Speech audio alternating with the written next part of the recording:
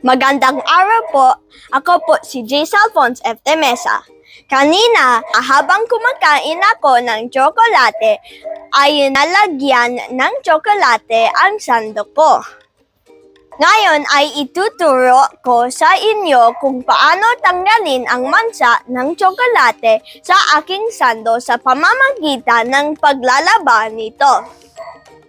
Ang paglalaba ay proseso ng paglilinis ng mga damit at iba pang mga bagay na ginagamit natin sa pang-araw-araw.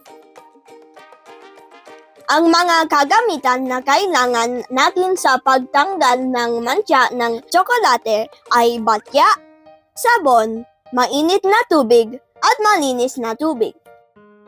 Mahalagang matanggal natin ang mancha habang sariwa pa ito. Una, buhusan ng mainit na tubig ang mansa. Mag-ingat para hindi mapaso. Kapag malamig na ang tubig, ay sabunin ang damit at kusutin hanggang matanggal ang mansa.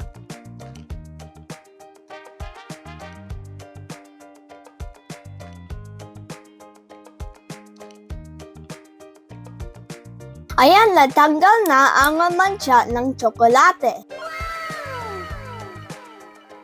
Mahalaga na matutunan ko ang paglalaba upang makatulong ako sa mga gawaing bahay. Ang malinis na damit ay mahalaga para sa ating kalusugan dahil ang maruming damit ay maaring magdulot ng sakit. Ito rin ay pagiging responsable na kaya kong maglaba, mag-isa at pagpapahalaga sa ating mga damit.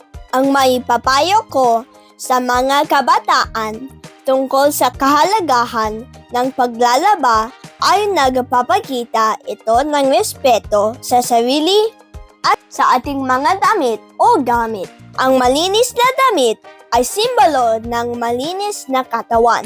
Nagtuturo din ito ng pagtutulungan sa ating pamilya.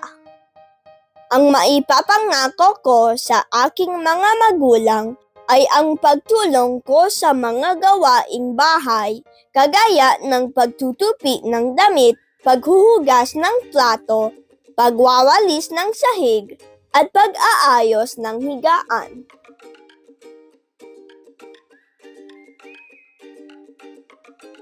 Ayan, natuyo na ang sando ko.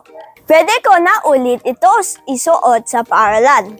Nawa ay may natutunan po kayo sa panonood ng video ko.